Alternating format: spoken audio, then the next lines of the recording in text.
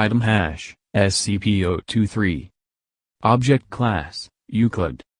Special Containment Procedures, SCP-023 is to be contained in a walled-off intersection of two corridors at site, with at least 3 meters of space in each direction, and false doors at 3 of the 4 ends, in addition to the real door. Security cameras will be placed and maintained above all 4 doors. At all times, SCP-023's eye sockets are to be filled with spherical inserts made of hard rubber. Eye inserts must be replaced as they degrade. Degradation can be monitored by measuring the brightness of the burning effect as observed by security footage. Brightness greater than 12 candela requires that the inserts be replaced within 12 hours. Eye inserts are only to be replaced individually, and only after the sun has completely set. Personnel are not to look directly into eye sockets of SCP-023 at any time. Following Incident 02327, all reflective surfaces, including displays, monitors, and eyewear of any sort, are not permitted within 30 meters of SCP-023's cell. This includes monitors linked to security cameras within its enclosure. Security personnel posted at checkpoints outside both corridors will enforce and adhere to this measure. Experimentation involving SCP-023 has been suspended indefinitely. Description: SCP-023 is a large, sexless shaggy canine, 1.5 meters at the shoulder, with black fur. Anytime an individual makes eye contact with SCP-023, either that person or a member of their immediate family will die exactly one year after eye contact is broken. Research into the method of selection is incomplete due to a moratorium on experiments, but the available data suggests that having a larger immediate family lessens the chance of the individual making eye contact themselves dying, and neither a pattern nor a preference in victim types have been found. This may indicate that SCP-023's victim is designated entirely at random, but it is unknown whether this selection occurs at the beginning or at the end of the 1-year time period. Attempts to terminate an individual who has made eye contact with SCP-023 and their entire immediate family before the 1-year time period has ended. Data expunged. Autopsies of individuals killed by SCP-023's effect show that, while outwardly appearing unharmed, their remains have been filled in with highly compacted ash, including but not limited to all organ systems and the circulatory system. Muscle tissue, bones, and brain tissue universally show signs of exposure to temperatures above °C. If not contained in a setting that at least superficially resembles a crossroads, SCP-023 will phase through walls to get to the nearest suitable location, incinerating all materials it passes through. SCP-023 was first brought to the Foundation's attention when it attacked a church while it was in session, killing civilians directly and, redacted, as a result of eye contact. Following retrieval of SCP-023, Class B amnesiacs were administered to all witnesses and surviving victims. The incident was covered up as a case of arson. Addendum 023001. SCP-023 broke containment on / by passing through its cell wall. Incident 02301. SCP-023 was later discovered at the intersection of two corridors elsewhere on site.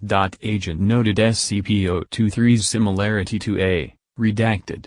Special containment procedures for SCP-023 updated. Assistant researcher issued a reprimand for negligence. Addendum 023002. SCP-023 has been responsible for the deaths of personnel and civilians since it was first brought into containment on 10/12/94. Addendum 023003. Request for reclassification to Keter pending. Item hash, SCP-049. Object Class, Euclid. Special Containment Procedures, SCP-049 is to be contained in a secure holding cell in Research Sector. SCP-049 is not to be removed from its cell unless approved by a Level 2 or higher personnel, before which SCP-049 must be heavily sedated. Even so, at such times SCP-049 is to be accompanied by two armed guards and guided by an iron collar, Secured to two iron poles 2 meters in length, and held firmly by two level 1 or higher personnel while in transit. Any experiments performed on SCP-049 are to be conducted inside of specifically prepared rooms, see Document 042-D318. SCP-049's cell should be monitored at all times via security camera. Should any abnormal behavior occur, Doctor is to be alerted at once. Description: SCP-049 is humanoid in appearance, standing at 1.9 meters tall and weighing 95.3 kilograms. However, the Foundation is currently incapable of studying its face and body more fully, as it is covered in what appears to be the garb of the traditional plague doctor from 15th–16th century Europe. This material is actually a part of SCP-049's body, as microscopic and genetic testing show it to be similar in structure to muscle, although it feels much like rough leather, and the mask much like ceramic. It was originally discovered in England, by local police. Mobile Task Force, redacted, responded to a suspected outbreak of data expunged. All civilians within a 5 km radius were given Class A amnestics as part of the initial containment procedure. SCP-049 does not speak, see Addendum A1, although it seems to understand English perfectly well, and is completely docile until it tries to perform surgery. SCP-049's touch is invariably lethal to humans. After contact with SCP-049's hands, the victim, hereafter referred to as SCP-049-2, suffers, data expunged, and dies within moments. SCP-049 will then attempt to kill all humans it can see in a similar manner, supposedly to avoid interruption, before returning to SCP-049-2.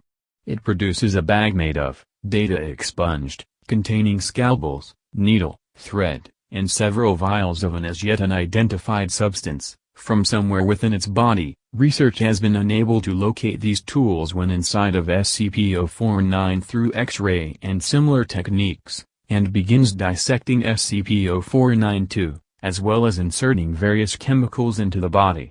After approximately 20 minutes, SCP-049 will sew SCP-049-2 back up and become docile once more.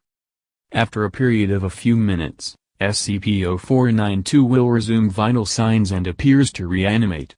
However, SCP-049-2 seems completely without higher brain functions, and will wander aimlessly until it encounters another living human. At that point, SCP-049-2's adrenaline and endorphin levels increase to approximately 300% as it attempts to kill any human beings it can find, before returning to its mindless state and wandering until it comes across more humans. At this stage, termination with extreme prejudice is allowed. Failure to enforce this protocol outside of testing scenarios, see Addendum T-049-12, is punishable by termination. Detailed autopsies of SCP-049-2 have found several unusual substances, along with usual substances in large amounts, within the bodies, including data expunged. However, several have yet to be identified. Researchers with Level 3 or higher authorization refer to Addendum C1. Addendum A1, SCP-049 spoke for the first time today, December 6, 2020, addressing Dr. A full account of the conversation is attached. Interviewed, SCP-049. Interviewer, Dr. Forward, SCP-049 randomly began speaking with no obvious provocation en route to a testing facility. Doctor was recording notes at the time on a handheld microphone. Irrelevant data has been omitted. Conversation with SCP-049 expunged from Kripti SCP fan videos only. Closing statement: we managed to get our tests done for that day, trying to figure out what causes it to perform surgery, or, more accurately, what it detects as the pestilence. So far, research has shown us no correlation between any of the D-Class personnel it has performed surgery on. We are still working on it. Dr. Addendum C1, Level 3 authorization required. On April 26, 2020, SCP-049 managed to break containment. During the roughly 5-minute period in which it was unsupervised, it came into contact with SCP. Upon being detained, SCP-049 was very calm and amiable. Since this time, however, SCP-049 has been shown to be much more talkative leading up to and performing surgery. I don't know what 049 and that damned mask talked about, but he seems much happier overall. He no longer seems to simply sit and mope around in his cell, and several staff have claimed to hear him humming old church hymns. In addition, in the moments leading up to performing surgery, he has started talking, apparently trying to comfort his victim, claiming that he is the cure, among other things. The focus of our research has been shifted towards finding out what the hell he and Redacted talked about during their little chat. Dr.